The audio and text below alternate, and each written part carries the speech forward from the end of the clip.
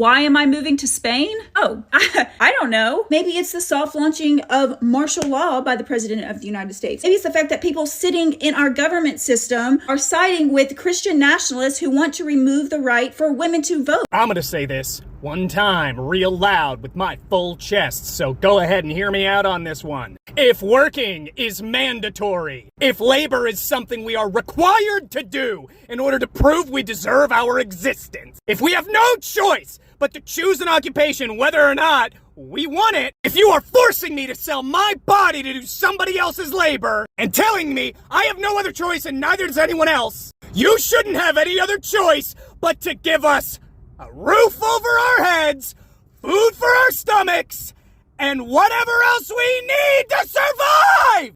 So as it turns out, the student loans that I've been paying $1,500 a month for 2 years have a 17% interest rate.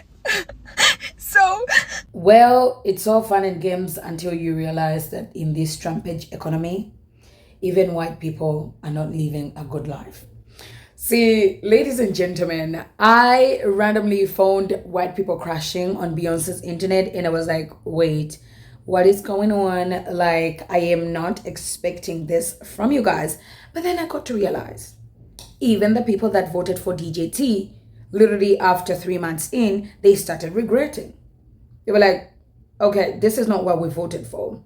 From the tariffs. Well, it's funny because, I don't know, probably they thought the tariffs won't be affecting them. Maybe sending away illegals will not affect them because they thought black people will come and work in the fields. Maybe the gas price is going high. There will be a price for MAGA. Well, it's a Trump economy and only the billionaires and the millionaires that are rich can get to live in it fairly. Ladies and gentlemen, it just came to my attention that white MAGA that is not rich are complaining, they're crashing out, and they want to leave the United States. So as it turns out, the student loans that I've been paying $1,500 a month for 2 years have a 17% interest rate. So what I thought I've been paying off for all this time, I'm actually, I owe more than what I started off with. What the fuck? So, Jeff Bezos, this would be a really cool fucking time to Venmo me, bro. I owe $90,000 and I didn't even spend that much on school. Any rich person, please tap in. Kourtney Kardashian, you probably have 8 houses. I'm never gonna be able to buy one because I went to college. I just signed up to be an egg donor. Guess what? Got approved. Who wants my fucking kids? I can't afford them, so start a bidding more. Just take them. What do you want? My left arm too? What the fuck am I supposed to do? I'm gonna be in debt for my whole fucking life. How does that even make sense? I signed up for this shit when I was 17. This should not be legal, bro. You are forcing me to sell my body to do somebody else's labor and telling me I have no other choice and neither does anyone else. You shouldn't have any other choice but to give us a roof over our heads, food for our stomachs, and whatever else we need to survive! If you want us to be forced to work, but do not want to guarantee life necessities, that is slavery, you fuckwads! This country loves slavery, they just rebranded it! And don't tell me to leave! I would if I had the fucking money! But that's the whole point of this system, you dumb fuck! I'm sorry, but you are white. You are not a crash out. You are not crashing out. You are simply losing your marbles, okay? You have simply had it up to here. You are not crashing out. You don't even, that is not a concept for you. You are simply going bananas, okay? You are going bonkers. Haywire even. Berserk. I don't know. You're going one of those things, but you are not crashing out. You are simply having a cow.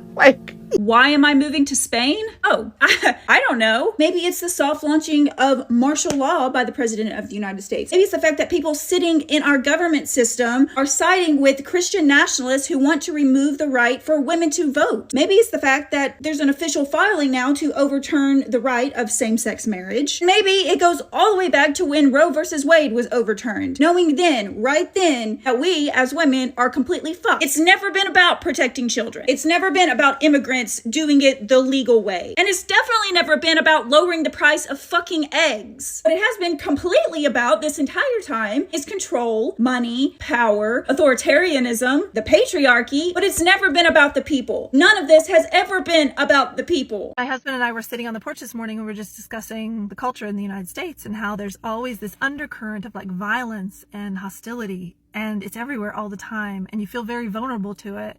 And sometimes you don't really even know you're feeling it, but it's there. And I asked him, when you go to a movie theater, do you assess who's in the room and who might be a threat and who might be hiding something in their coat, and like what you would do if they just like stood up and started shooting? Like, how are you going to get out of the room? How are you going to keep our boys safe? And he's like, yeah, I do. And I said, I do too. We never talked about that openly. And we both agreed, like, we do it all the time. We're at the grocery store, at a concert, at church, at our kids' school. What if who among these people is a threat? And what would we do if they stood up and started to do something? How would we get out of here? How would we protect our kids and ourselves? That is always in our minds. And I don't think we realize the mental toll and the physical toll that takes on us to always be doing those mental calculations.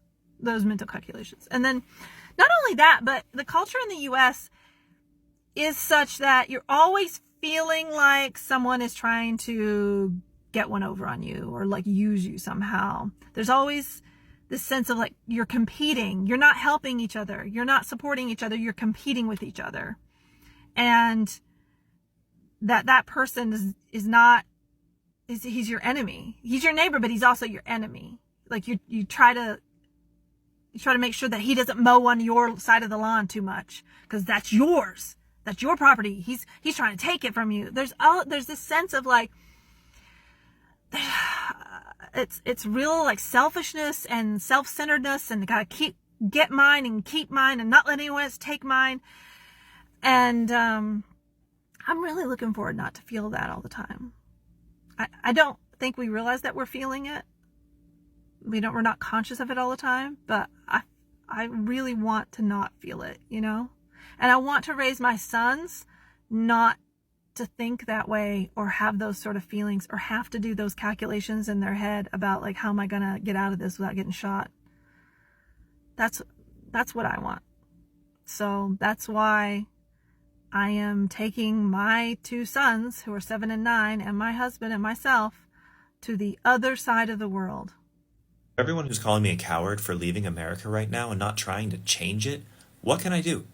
Seriously, I'm asking you, what can I do? I think that there is an immense amount of bravery in immigrating. Moving abroad doesn't mean you just pick up your suitcase, fly to another country, and then start life. No. You got to get visas, you got to apply for the visas, you got to get background checks, you got to do all these things in order to get approved for the visa to immigrate legally and responsibly. And then after all the bureaucracy, once you get there, you got to learn how to navigate an entirely new society and culture. This isn't something that you just do. I'm not saying it's impossible, but it's not easy, and it's not for the faint of heart. In fact, I think the bravest thing you can do is leave. I'm moving somewhere I don't speak the language. I'm going to learn the language, but it's going to be like becoming a kindergartner again. You don't understand. You have to go to the grocery store and not know how to say like tomato. I'm not saying it's not doable, and I encourage everyone to try. I think everyone should try living somewhere new, right?